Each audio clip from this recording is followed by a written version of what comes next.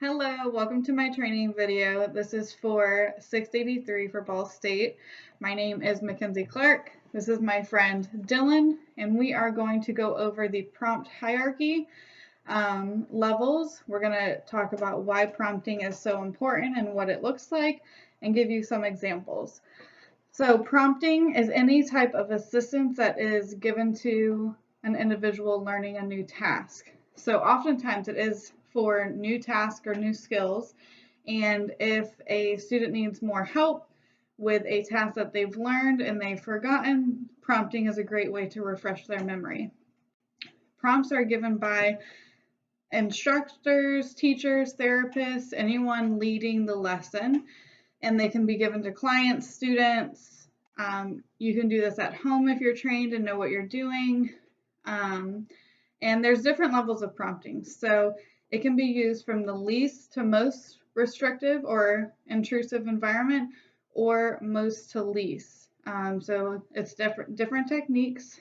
And the most to least prompting is the most intrusive, and then you eventually fade out your prompt so the individual can do the task on their own. And then the least to most prompting is an increase of assistance as needed. Now there is an increased wait time. So once you ask your demand, you wait and allow the student or client to think about their answer.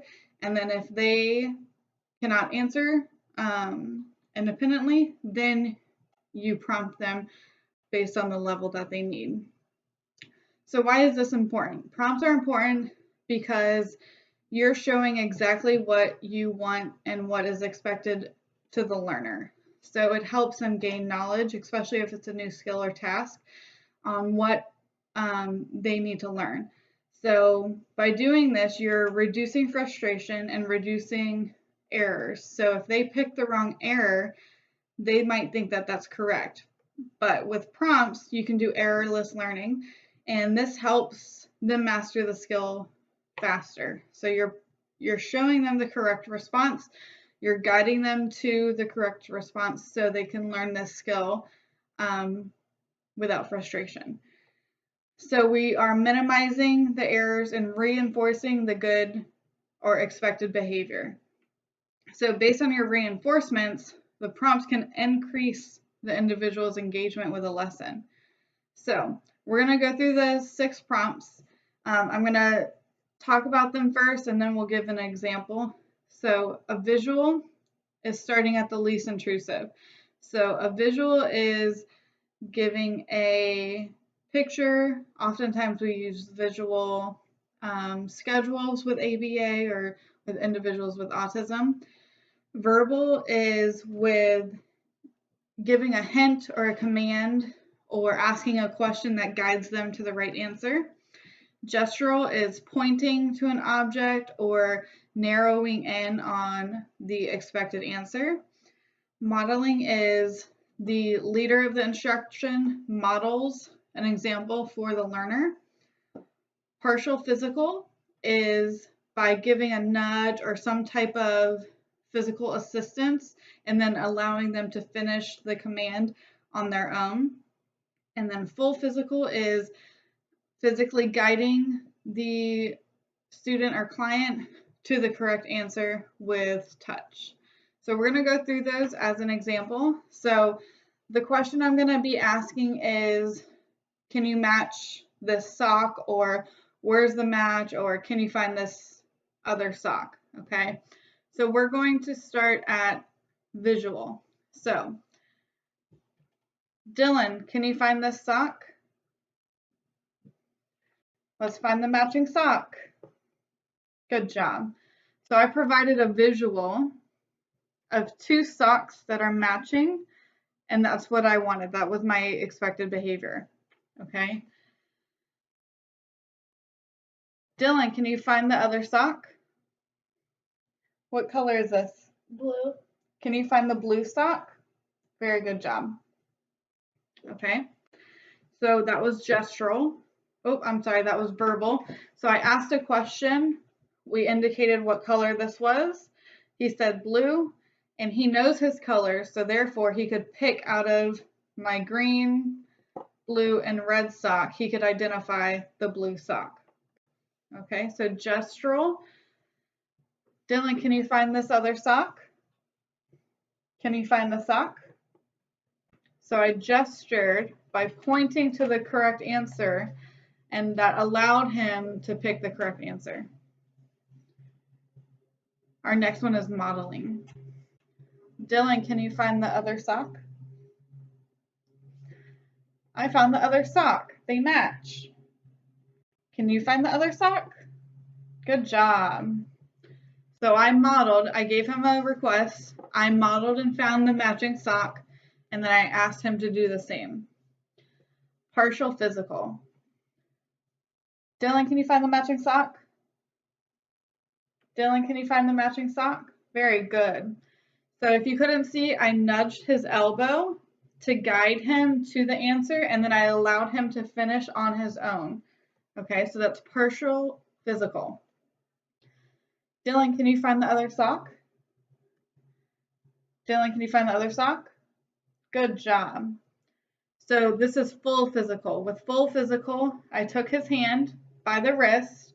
Okay, I'm not going to hover unless I absolutely need to, and that's going to depend on the student's need and physical abilities. So I took him by the wrist and I put his hand on my desired outcome, and then I had him pick it up so he knew that this was the correct answer for my matching sock.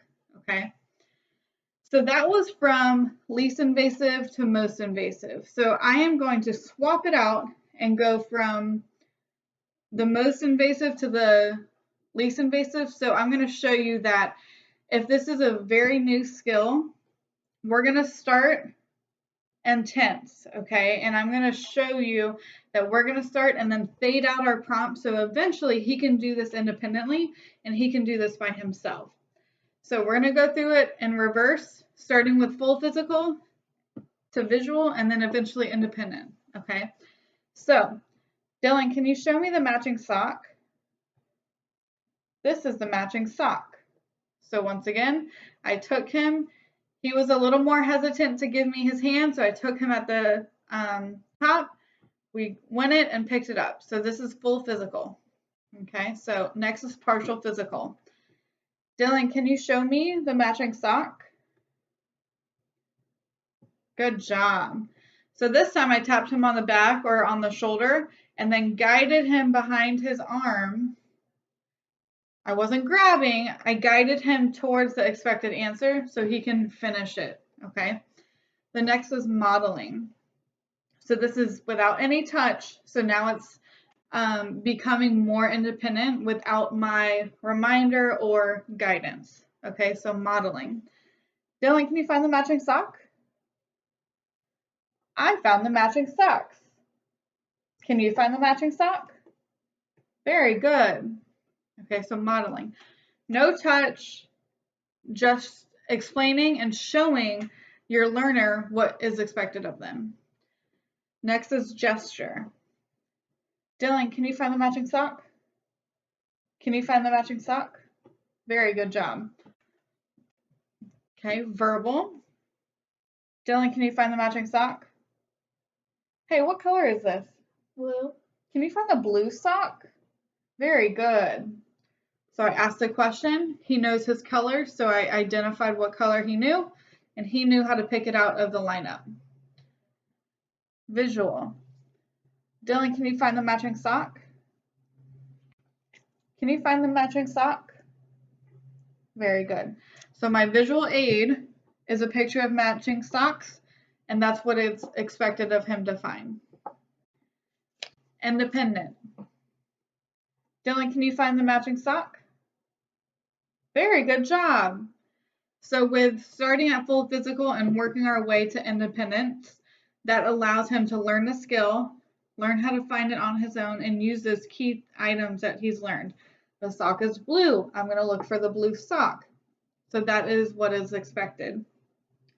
So depending on the skill is going to depend on where you start with the prompt hierarchy. So it is also going to depend on the level of your student's ability and what their needs are. So this could change depending on if they need more support or less support. Thank you.